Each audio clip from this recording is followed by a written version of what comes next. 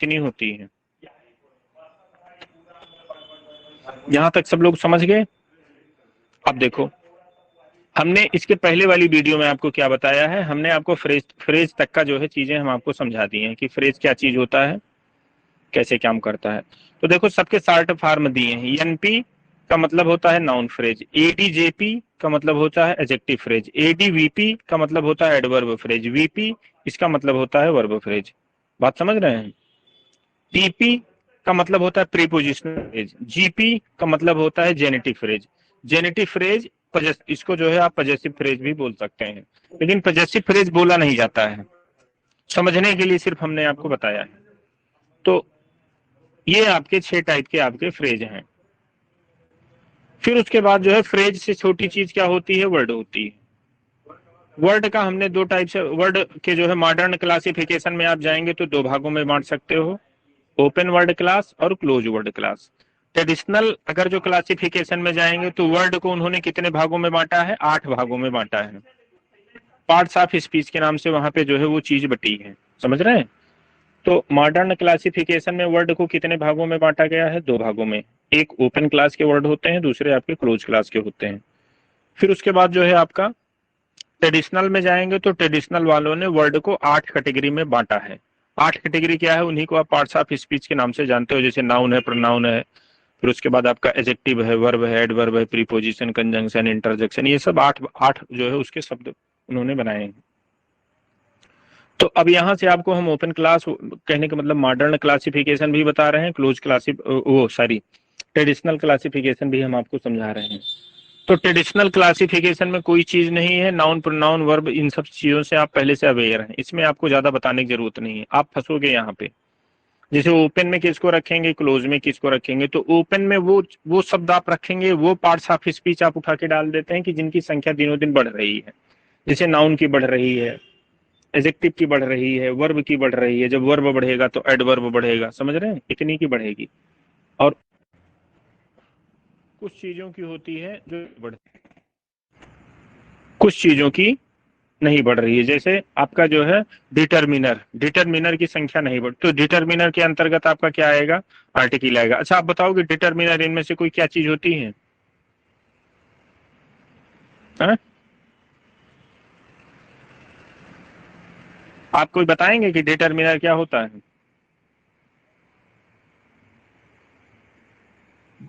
Determiner adjective में क्या अंतर होता है, चलो कोई ना। देखो ये देखो, अब एडजेक्टिव के ही पार्ट को हम डिटरमिनर, एडजेक्टिव कहने का मतलब एडजेक्टिव का ही एक पोर्शन डिटरमिनर है।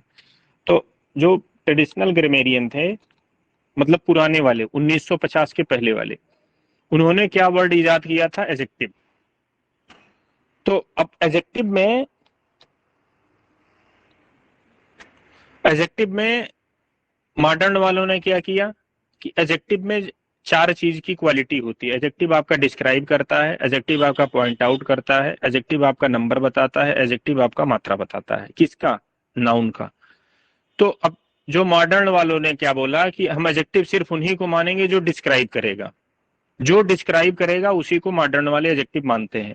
बाकी पॉइंट आउट करने वाले को, नंबर बताने वाले को, मात्रा बताने वाले को, सबको उन्होंने क्या बोला, सबको उन्होंने डिटरमिनर के नाम से बोला।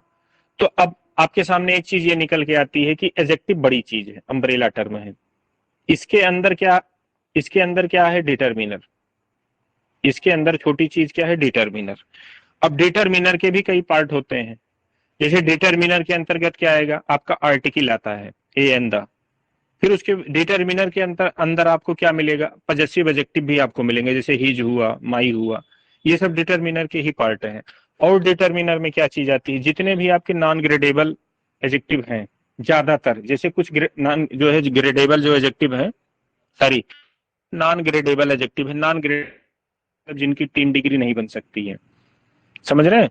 तो जितने भी डिटरमिनर हैं इनकी 3 डिग्री नहीं बन सकती है। अगर जो रफ लैंग्वेज में मैं आपको अंतर समझाऊं कि डिटरमिनर और एडजेक्टिव में आप कैसे अंतर करेंगे, तो आप नॉर्मली ऐसे बोल देना कि जिसकी 3 डिग्री बन जाए वो एडजेक्टिव, और जिसकी 3 डिग्री न बन जाए वो डिटरमिनर। हालांकि डिटरमिनर भी एडजेक्टिव का पार्ट ही है।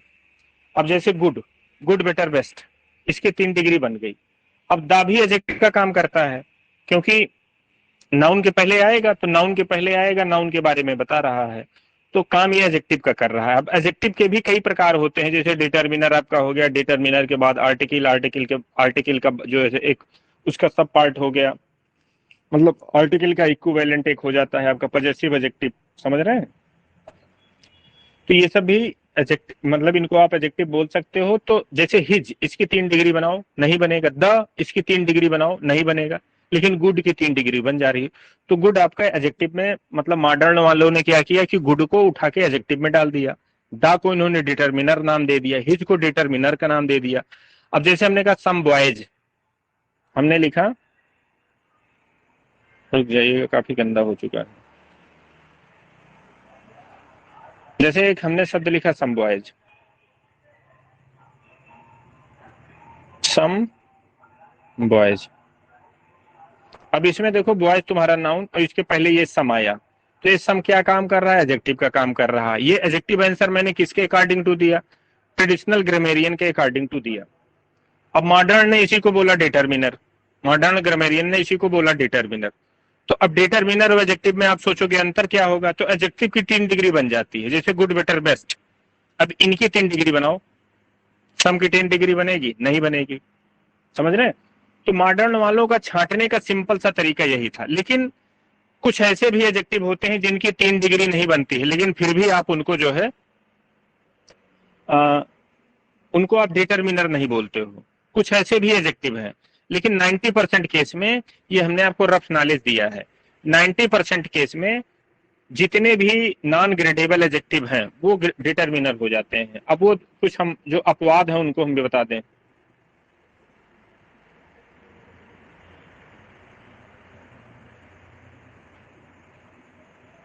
जैसे ये देखो, अब जैसे हमने बोला मेडिकल शॉप, एक हमने शब्द लिखा मेडिकल शॉप।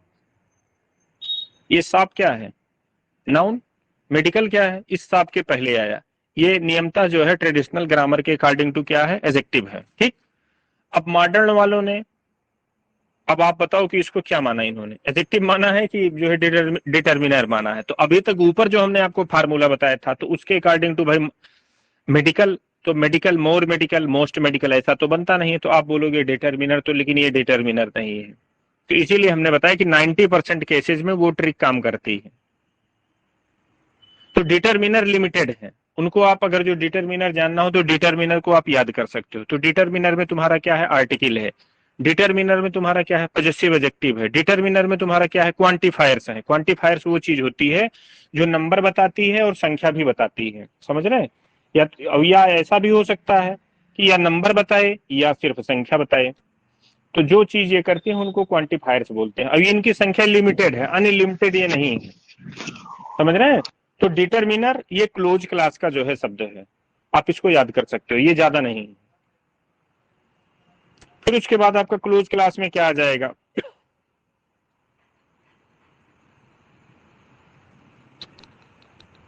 देखो क्लोज क्लास में आपका प्रोनाउन आ जाएगा। प्रोनाउन ये बताना कितने हैं भाई, बहुत होंगे, 25 होंगे, इससे ज्यादा नहीं होंगे। कुछ प्रोनाउन बन भी जाते हैं, तो कुल मिला जुला के आप बहुत जोड़ेंगे तो 50 प्रोनाउन से ज्यादा आपके पास नहीं निकलेंगे, समझ रहे हैं। अब डिटरमिनर तो हमने आपको समझा दिया। ऑक्सिलरी वर्ब बताओ कितनी है, ये लिमिटेड है कि अनलिमिटेड है। ऑक्सिलरी वर्ब भी तुम्हारी लिमिटेड है, और जबकि मेन वर्ब जो लेक्सिकल वर्ब है तुम्हारी, ये जो है कहने का मतलब ये अनलिमिटेड है, इसकी संख्या जो है दिनों दिन बढ़ रही है।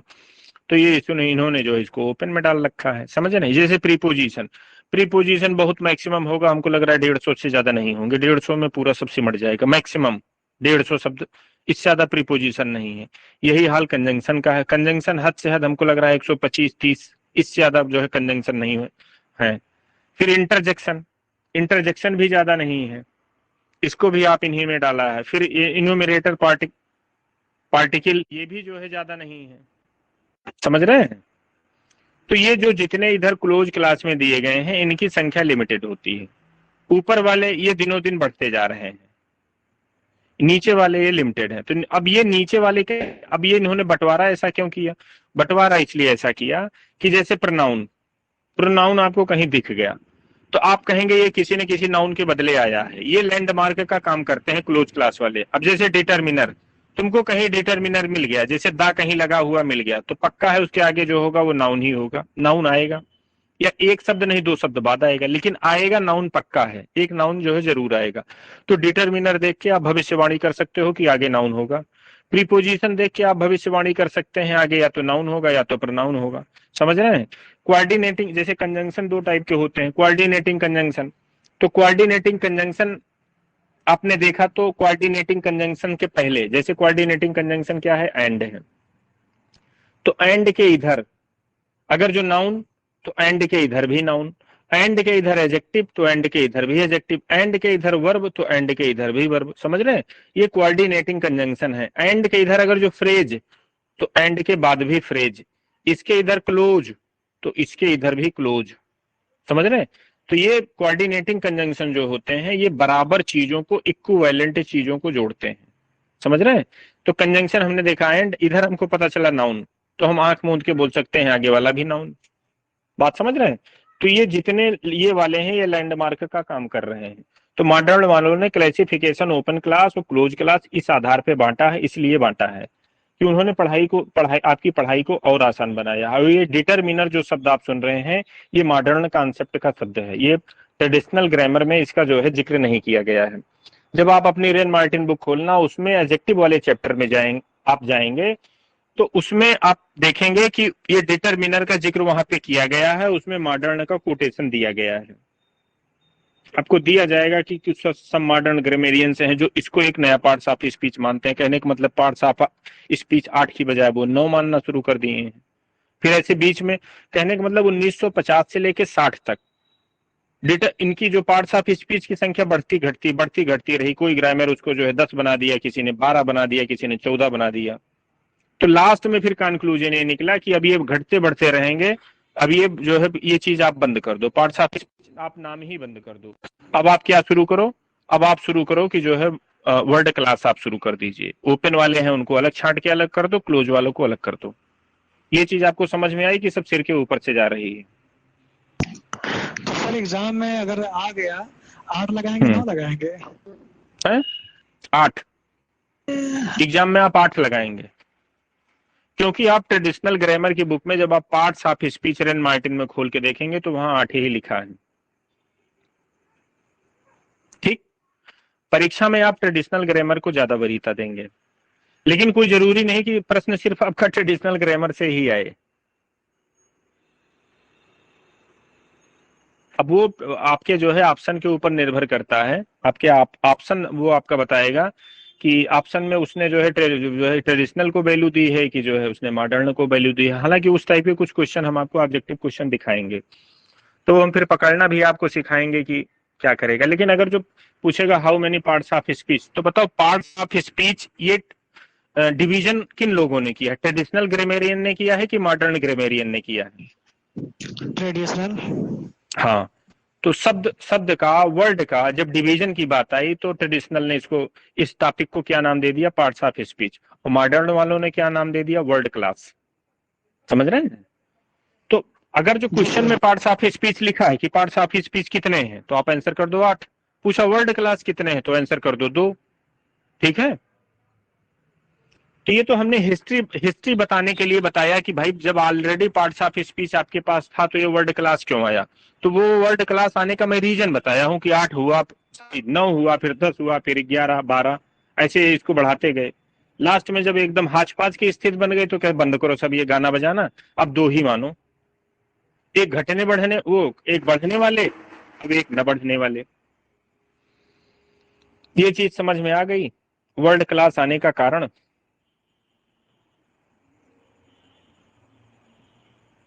चलो, अब आपने अभी तक क्या पढ़ा? वर्ड पढ़ा। वर्ड से नीचे आती है आपकी मार्फिम। समझ रहे हैं? तो मार्फिम भी आपकी 2 टाइप की होती है। पहले ये समझ लो मार्फिम होती क्या है, हालांकि पुराने लोगों को हमने मार्फिम आपको बताई है। अब जैसे मार्फिम जानने के लिए कोई शब्द देख ले लो, जैसे ये शब्द हमने ले लिया, अब इनको बीच से तोड़ दो, कितने मीनिंगफुल इनके डिवीजन हो सकते हैं? तो पता चला इनके 2 मीनिंगफुल डिवीजन हो सकते हैं, ब्यूटी एक और फल दूसरा। तो अब 2 मीनिंगफुल डिवीजन हो गए तो इसमें 2 मार्फिम है। समझ रहे हैं? मार्फीम ये चीज है। फनीम क्या चीज होती है? फनीम साउंड होती है। फनीम आपकी क्या होती है? ये साउंड होती है। टोटल फनीम कितनी है? तो ये पता चला 44 है। अब आपकी इसमें क्या है? 24 कॉन्सोनेंट हो गई, कॉन्सोनेंट फनीम है, और आपकी वाबल फनीम है। समझ रहे हैं?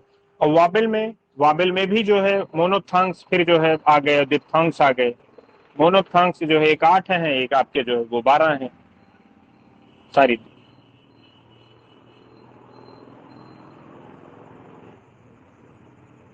जैसे ये देखो, डिप्थांग्स जो है ये 60 स्ट्रेस वाले वाबल होते हैं, ये 12 है। डिप्थांग्स ये आपके जो है मतलब कहने का मतलब जिसको दीर्घ स्वर को बोलते हैं, जैसे छोटा, ये छोटा वाला हो गया, ये बड़ा वाला हो गया। तो छोटा वाला ये हो गया और बड़ा वाला आपका ये हो गया। समझ रहे हैं? तो ऐसे इंग्लिश में जब आपने जो है फोनेटिक्स पढ़ा होगा तो उसमें जो है साउंड का दिया गया होगा कि कितने साउंड है। तो उसमें कॉन्सोनेंट साउंड अलग है, वाबल साउंड अलग है। फिर वाबल में भी डिवीजन होता है कि जो है लॉन्ग स्ट्रेस वाले, शॉर्ट स्ट्रेस वाले। वही चीज यहाँ पे बताई गई। परीक्षा में ऐसे भी आ सकता है कि जो है साउंड कितने होते हैं, तो आप बताएंगे 44। देखो इंग्लिश में लेटर कितने होते हैं तो आप आंसर करोगे 26। साउंड कितने होते हैं तो आप आंसर करेंगे 44। समझ रहे हैं? 44। जैसे लेटर में तुम्हारे कितने वाबल लेटर हैं तो बताओगे 5। कॉन्सोनेंट कितने लेटर हैं तो आप बताओगे 21। अब साउंड आपसे पूछेगा कि इंग्लिश में साउंड कितनी है तो बताओगे 44। वाबल साउंड कितनी है तो आप बताएंगे 24। कॉन्सोनेंट साउंड आपकी कितनी है, सॉरी वाबल साउंड कितनी है तो आप बताओगे 20। कॉन्सोनेंट साउंड कितनी है तो आप बताएंगे 24। समझ रहे हैं? कॉन्सोनेंट साउंड ज्यादा है, वाबल साउंड कम है। क्या करना? बीच से दो, जैसे 44 का आधा आधा कर दो, 20 इधर 20 इधर। कॉन्सोनेंट को हमको ज्यादा बनाना है, बचा 4, तो 4 सीधा उठा के जो है इसको दे दो कॉन्सोनेंट को। तो याद करने का सिंपल सा तरीका है। और फिर उसको जो है सर जो आप बताओ। इसे एक बार दोबारा बता दीजिए। किसको? ये अभी जो आपने बताया था ना वॉवल कॉन्सोनेंट वाला। देखो बात जब इंग्लिश में साउंड की आती है तो ये आपकी है 44। ठीक, इसके दो भाग कर दो, एक वाबल साउंड हो गई, एक कॉन्सोनेंट साउंड हो गई। ऊपर संख्या आपके पास है 44। हम याद करने का ट्रिक बताते हैं। यहां कर देना 20 और यहां कर देना 20। ठीक, 20-20 हो गया। अब तुमको पता है कि कॉन्सोनेंट ज्यादा है। अब बचा 4, तो 4 उठा के इन्हीं को दे दो, 4 इधर ढकेल दो। तो 20 और 4 24। तो कॉन्सोनेंट साउंड तुम्हारी 24 बन गई। ये सिर्फ याद करने का तरीका, ये कोई सैद्धांतिक तरीका नहीं है। सिर्फ याद करने के लिए हमने मतलब अपने व्यक्तिगत दिमाग का इजाद कर रखा है कि ये दिमाग में फंसेगा कैसे, तो ये ऐसे हम इसको फंसा लेते हैं। फिर इसमें हमने इनको दो भाग कर दिया, वाबल साउंड को भी दो भागों में कर दिया। अब इसमें है दिप्थांग्स, तो दिप्थांग्स मतलब 8। भाई दीर्घ वाले जो जिन पे ज्यादा स्ट्रेस दे के आप बोलते हो तो वो 8 हो गए। और शार्ट वाले जो वाबल आपके कितने हैं? वो 12 हैं। तो 12 8 20, ये इनकी डिजिट पूरी हो गई है। ये महोदय 24 है। ये इसमें किसी शंका हो तो बताओ।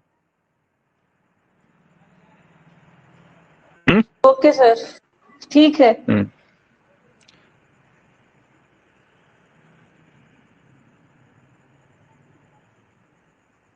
अब देखो फिर से हम लोग कहाँ पहुंचते हैं? वहीं पहुंचते हैं जहां से हम लोगों का जन्म हुआ था, अपने उद्गम स्थल पर। फिर आते हैं अपने लोग। फिर पूरा आपका जो है ये हायरार्की आपको समझ में आ गई कि बड़े से छोटा, बड़े से छोटा कैसे आपको बढ़ना है। अब सबसे जरूरी चीज इसमें क्या होती है? सबसे जरूरी चीज आपकी होती है वर्ब फ्रेज। वर्ब फ्रेज जरूरी क्यों होती है? अब जैसे डिस्कोर्स मैं बताऊंगा, डिस्कोर्स को नापने का तरीका बताऊंगा। डिस्कोर्स मतलब पैसेज होता है। मैं बताऊंगा कि पैसेज को आप कैसे जज करोगे। अब जैसे कपड़े को आप कैसे नापते हो, तो आप पता चला मीटर से नापते हो। आप मीटर लिए, कपड़े को नापे, बताए हाँ 1.5 मीटर है भैया, 2.5 मीटर है। ठीक, डिस्कोर्स को कैसे नापोगे? तो डिस्कोर्स में 3 चीजें देखी जाती हैं। पहले उसका टिनर देखोगे। टिनर देख तो टिनर क्या चीज होती है? टिनर कोई जो है चांद की अजूबी चीज नहीं है। टिनर का मतलब, अब उस पैसेज को आप ये देख रहे हो कि ये फॉर्मल वे में लिखा गया है कि इनफॉर्मल वे में लिखा गया है। ठीक, तो पैसेज का फॉर्मल इनफॉर्मल देखना ही टिनर बोला जाता है। फिर दूसरा आपका पैसेज को देखने का क्या तरीका होता है, आप उसको देखते हैं कि पैसेज लिखित रूप में है कि मौखिक रूप में है, मतलब वो एज ए टीबी डिबेट उबेट टाइप में है, या कि कोई लेखक के द्वारा लेख लिखा गया है, तो पता चला हाँ रिटन है, या स्पोकन है वो आपका जो जो पैसेज आप, या जो मतलब वो मैटर है आपका, तो इसी को बोलते हैं मोड। तो हमने आपसे जैसे बोला कि जैसे ये एक पैसेज ये है, इस पैसेज को पैसेज ना बोल के टेक्निकल लैंग्वेज में इसको बोला जाता है डिस्कोर्स। तो मैं आपसे पूछूं कि इस डिस्कोर्स का मोड क्या है, तो आप देखेंगे कि ये बोला गया है कि लिखा गया है। तो अगर जो टीवी उबी में संवाद चल रहा होगा तो आप बोलोगे कि इस कहने का मतलब डिस्कोर्स का मोड स्पोकन है। और जैसे किसी का ऐसे हो, निबंध हो, कुछ इस टाइप की लिखी हुई चीजें हो, तो आप बोलेंगे इस डिस्कोर्स का मोड इस रिटन है। बात समझ में आ गई। अब हमने पूछा कि इस डिस्कोर्स का डोमेन क्या है, इस डिस्कोर्स का डोमेन क्या है। डोमेन का मतलब ये डिस्कोर्स किस एरिया के बारे में जो है बात, वो जो है मतलब आपको नॉलेज दे रहा है, आप इसको पढ़ने पता चल रहा है किस एरिया के बारे में बात आप कर रहे हैं। तो जैसे भी यहाँ पे जो है चर्चा चल रही है लैंग्वेज की, जैसे भाषा की चर्चा चल रही है, ये डिस्कोर्स जो है लैंग्वेज का है। पता चला इसको पढ़ने के बाद पता चला आपको पता चल रहा है पैरासीटामॉल और दुनिया भर की सिफिक्सिम इस टाइप की चीजों का पता चल रहा है, तो आप बोलेंगे भैया ये पैसेज आपका जो है मेडिकल क्षेत्र का है। या आप इसमें जो है आर्टिकल 21 और फलाना धमाका लिखा गया, तो बताएंगे भैया ये पॉलिटिक्स से संबंधित है या जो है सिविक्स से संबंधित है। इसका डोमेन आपका ये हो जाएगा, समझ रहे हैं। तो डोमेन आपका बताता है कि वो डिस्कोर्स किस एरिया का है। मोड बताता है कि जो है आपका डिस्कोर्स बोला गया है कि लिखा गया है, समझ रहे हैं। टिनर ये बताता है कि आपका डिस्कोर्स जो है फॉर्मल तरीके का है कि इनफॉर्मल तरीके का है। ये इतना तरीका हो गया। फिर इससे जब आप नीचे चले आएंगे सेंटेंस पे, ठीक, तो सेंटेंस में एक सिंपल सेंटेंस आ जाएगा। अब जैसे आपने डिस्कोर्स को इन तीन चीजों में नापा, तो अब डिस्कोर्स से छोटी चीज सेंटेंस। भाई डिस्कोर्स मतलब पैसेज या बड़ा सा ऐसे, तो बड़े से ऐसे में फिर उससे छोटी चीज क्या होगी भाई, कई सेंटेंस मिलके तभी तो ऐसे बनाएगा। तो अब सेंटेंस इससे छोटा चीज हो गया। तो सेंटेंस को भी नापने के कई तरीके होते हैं। आप देखोगे सेंटेंस सिंपल वाला है कि कंपाउंड है कि कॉम्प्लेक्स है, समझ रहे हैं। तो फिर अब अगर जो वो एक क्लाज है उसमें, तो आप क्लाज कैसे पहचानोगे, तो हम बताएंगे कि भैया जितनी फाइनाइट वर्ब उतने क्लोज।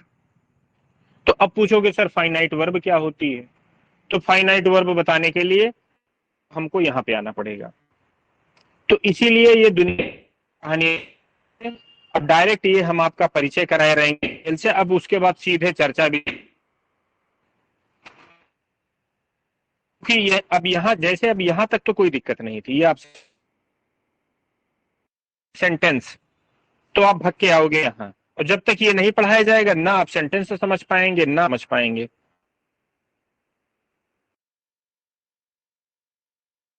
वर्ब फ्रेज आपका रहा था, जैसे वर्ब फ्रेज में हमने आपको बताया कि वर्ब एक दूसरी ऑक्सिलरी वर्ब।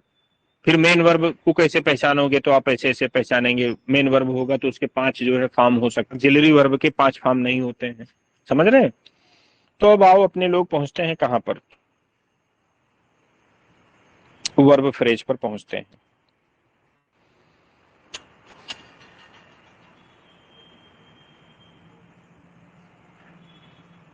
ये देखो वर्ब फ्रेज आ गया आपका।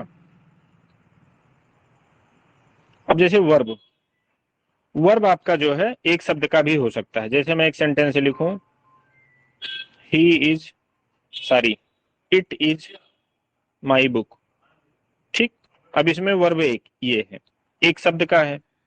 तो जब वर्ब एक शब्द की होती है, अभी हम आपको बताएंगे कि मेन वर्ब क्या होती है, हेल्पिंग वर्ब क्या होती है। जब वर्ब एक शब्द की होती है तो वही मेन वर्ब होती है। जब वर्ब एक शब्द की होती है मतलब वीपी, वीपी मतलब वर्ब फ्रेज, जब वीपी एक शब्द की होगी तो वही मेन होगी। जब बीपी एक शब्द की होगी तो वही फाइनाइट होगी, समझ रहे हैं। अब ये इज फाइनाइट भी है, इज मेन भी है। यहाँ ऑक्सिलरी कोई नहीं है, नॉन फाइनाइट कोई नहीं है, समझ रहे हैं।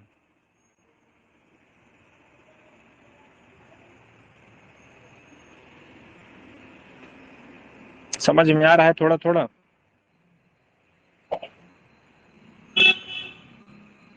कि ज्यादा समझ में आ रहा है?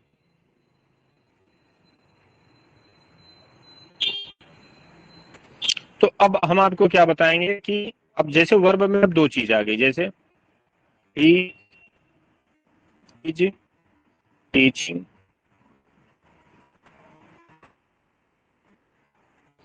अब वर्ब कितने शब्दों की है? तो पता चला दो शब्दों की है। एक ये हो गया, दूसरा शब्द ये हो गया। तो जब वर्ब फ्रेज आपकी दो शब्दों की शुरू हो जाती है तो अब यही चर्चा शुरू हो जाएगा। जो पहली वाली वर्ब होगी ये आपकी क्या होगी? हेल्पिंग हो जाएगी। जो सबसे लास्ट में आएगी वो मेन हो जाएगी। समझ रहे हैं? मेन सबसे पीछे रहेगा और उसके पहले जितना भी रहेगा, दो भी रहेगा, तीन भी रहेगा, चार भी रहेगा, जो भी रहेगा सब हेल्पिंग हो जाएगा। मेन जो वर्ब फ्रेज में जो सबसे अंतिम एलिमेंट होगा वो मेन होगा। मोटा मोटी समझो, मेन का लेगा, मेन सबसे पीछे में। सर वॉइस ब्रेक हो रही है बीच बीच में।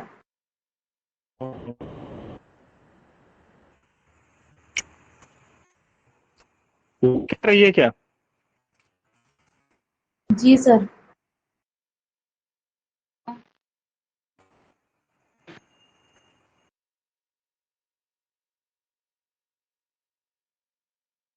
हैं?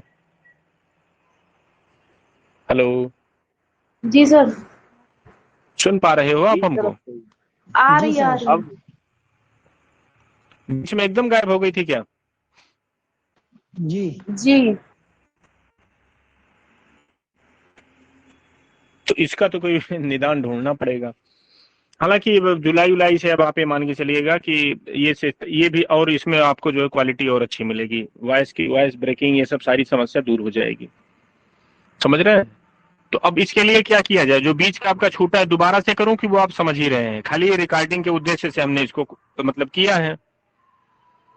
तो आगे बढ़ा जाए सर, कि समझ दोबारा रहे से हैं, बताऊं? हाँ सर, है आगे आगे बढ़िए सर। सर? आगे बढ़िए हाँ, सर।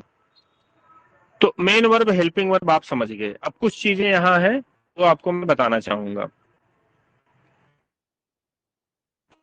इसी बहाने आपका रिवीजन हो जाएगा। देखो, ये देखो, अब वर्ब जब दो शब्दों की होगी मतलब वीपी आपकी दो शब्दों की होगी। वर्ब फ्रेज जब दो शब्दों का होगा तब अब बंटवारा शुरू हो जाता है कि अब मन में आपके आएगा हेल्पिंग कितने मैक्सिमम हो सकते हैं, मैक्सिमम मेन कितने हो सकते हैं। तो हमने बताया मैक्सिमम मेन अमूमन आपके एक ही होता है। वीपी आपकी चाहे जितनी लंबी हो जाए। अच्छा, बीपी लंबी कितनी होगी?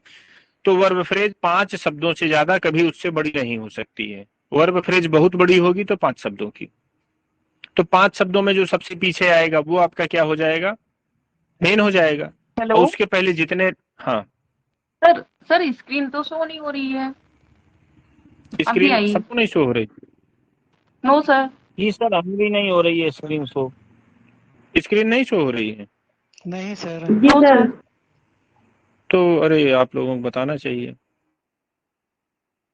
सर मैंने बोला तो था अभी। ये तो बताओ, घोर अन्याय हो गया।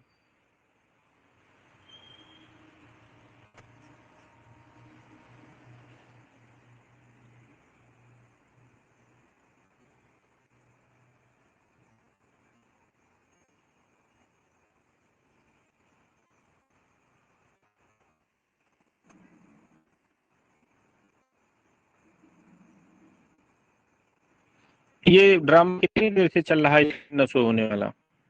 ज्यादा देर से चल रहा था? सर अभी जी सर सर, जब 1 आपने मिनट लैब हुआ। किया था। जी, क्या चीज? अभी सर जब आपने लेफ्ट किया था तभी से नहीं हो रही है। दरअसल बीच बीच में जब कॉल आ जाती है किसी की तो वो डिस्टर्ब कर देता है, लेकिन अब इसका भी जुगाड़ कर लिया जाएगा। दरअसल आज कुछ लोग हैं ना जो, बता दें, कभी भी मतलब आप लोगों की लापरवाही कहिए या जो है घर का एक्सेस वर्क कहिए, कि जब आप लोगों को प्यास लगती है तब कुआं खोदना शुरू करते हैं। मैं 5 मिनट पहले, 10 मिनट पहले ग्रुप में मैसेज कर दिया हूँ कि 8 बजे से मैं लाइव हूँगा। और आपको भी पता है कि टीचमेंट में अगर जो आप पहले से रजिस्टर्ड नहीं होंगे तो आप क्लास में जो है डायरेक्ट एंट्री नहीं कर सकते हैं। तो वो जो चीज है वो फोन ऑन करना है, जो आपको वो करना है वो पहले कर लेना चाहिए। अब जब क्लास शुरू हो जाएगी तो आपके फोन आने शुरू हो जाएंगे, तो क्लास के बीच में फोन आना शुरू हो जाएगा तो उसी बीच में सब दुनिया भर का डिस्टर्बेंस शुरू हो जाता है। सर कल का मैसेज पड़ा हुआ है, तब नहीं देखा किसी ने। वही हम बता रहे हैं ना, हमने हजारों बार बताने, इसीलिए हमने ओनली एडमिन कर दिया कि जब लोगों को मैसेज आ जाता है तो वो जो हमारे मैसेज वो ऊपर चले जाते हैं, आप देख नहीं पाते हो, तो इसलिए हमने उसको जो है मतलब मैसेज ओनली एडमिन सेंड कर सकता है, ये वाली सेटिंग भी हमने इसीलिए लगाई थी कि कम से कम सब लोग देख सको। तो आप पहले से अलर्ट नहीं रहोगे तो फिर इस स्तर का जो है परीक्षा, जैसे आप कंपटीशन की तैयारी कर रहे हैं, परीक्षा तो हर तरीके से आपको स्मार्ट बनना पड़ेगा। परीक्षा का मतलब ये नहीं होता है कि सिर्फ आप ज्ञान भर लो तो सिलेक्शन हो जाएगा। प्रेजेंस ऑफ माइंड भी बहुत जरूरी चीज होती है, वो आपको रखना पड़ेगा, कहाँ कैसे क्या करना है नहीं करना है, अगला क्या बता रहा है। आप इतने जो है कहने का मतलब अच्छे इंसान हैं, ग्रुप में एक बार भी आप मैसेज देखने की जरूरत नहीं करते हो कि कम से कम क्या बताया गया उसको हम चले एक बार देख लें। जब क्लास शुरू होगी तब सारी क्वेरी आपकी शुरू हो जाएगी, उसी समय तलवार पहट के एकदम उसी समय आप शुरू करेंगे खर खर खर खर। चलो, जो हेल्पिंग वर्ब आपकी होती है, हमने क्या बताया कि वर्ब फ्रेज बहुत लंबी होगी तो उसमें पांच शब्द से ज्यादा नहीं होंगे, और हमने बताया था रफली कि जो सबसे लास्ट में वर्ड होगा वही मेन वर्ब हो जाएगा। तो अब बताओ इधर बचे कितने, 4 ही तो बचे। वही चीज हमने यहाँ देखो जिक्र किया है कि ऑक्सिलरी वर्ब मैक्सिमम 0 to 4 हो सकती है, 0 to 4 हो सकती है। सर अभी भी शो नहीं हुई। स्क्रीन नहीं तो हुई? ब्लैक ब्लैक आ रहा है सिर्फ एकदम। No sir.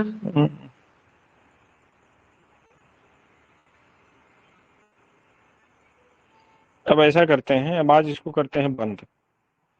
हमको लगता है इसका भी हो गया दिमाग खराब। चलो एक बार वो ये इस पे नहीं, डायरेक्ट हम उस पे शो करते हैं।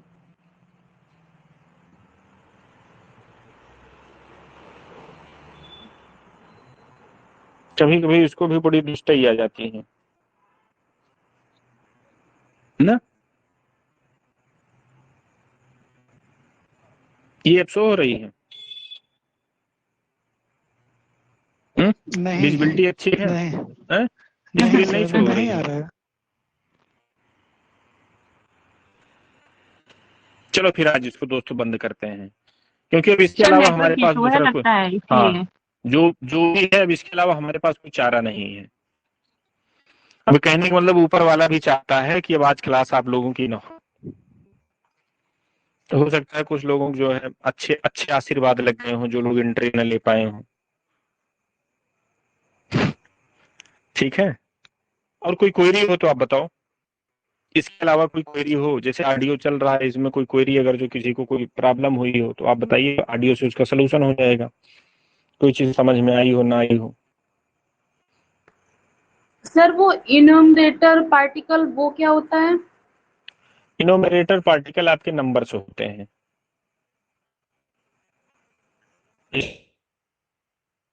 सब नंबर होते हैं। जी सर। और इसके अलावा कोई किसी को दिक्कत हो तो वो बताओ आप। अभी तक जो भी पढ़ाया गया हो आडल माडल इधर उधर का, 1 मिनट पहले रुकिए देखें रिकॉर्ड तो नहीं हो रहा है ये सब सारी चीजें।